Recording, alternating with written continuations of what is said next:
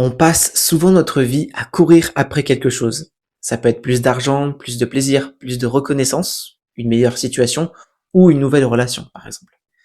Et en fait, on pense qu'une fois cet objectif atteint, on sera pleinement satisfait. Mais est-ce que t'as pas remarqué quelque chose?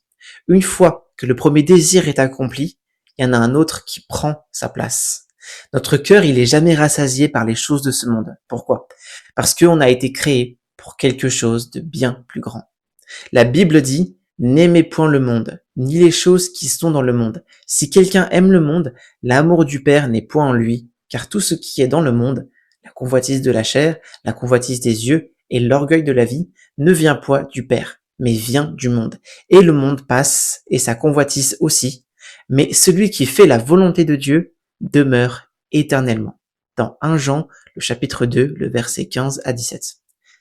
Les désirs de la chair, ils promettent beaucoup, mais ils finissent toujours par nous laisser un vide. Ils procurent un plaisir momentané, jamais une paix qui est durable. Et c'est pour ça que tant de personnes, elles possèdent tout ce dont elles rêvent, mais elles continuent pourtant à se sentir profondément insatisfaites. Et Jésus, lui, il nous fait une promesse qui est totalement différente. Il nous déclare dans Jean le chapitre 4, le verset 14, « Celui qui boira de l'eau que je lui donnerai n'aura jamais soif. » Cette eau, c'est sa vie, c'est sa présence, c'est sa vérité qui transforme notre cœur. Et le véritable besoin de ton âme, ce n'est pas d'obtenir davantage de ce monde, c'est de connaître Jésus, de recevoir sa vérité et de laisser sa vie remplir ton cœur. Alors, c'est seulement lorsque Dieu, il occupe la première place que le reste, retrouve sa juste place. Alors aujourd'hui, ne poursuis pas ce qui ne peut jamais combler ton âme.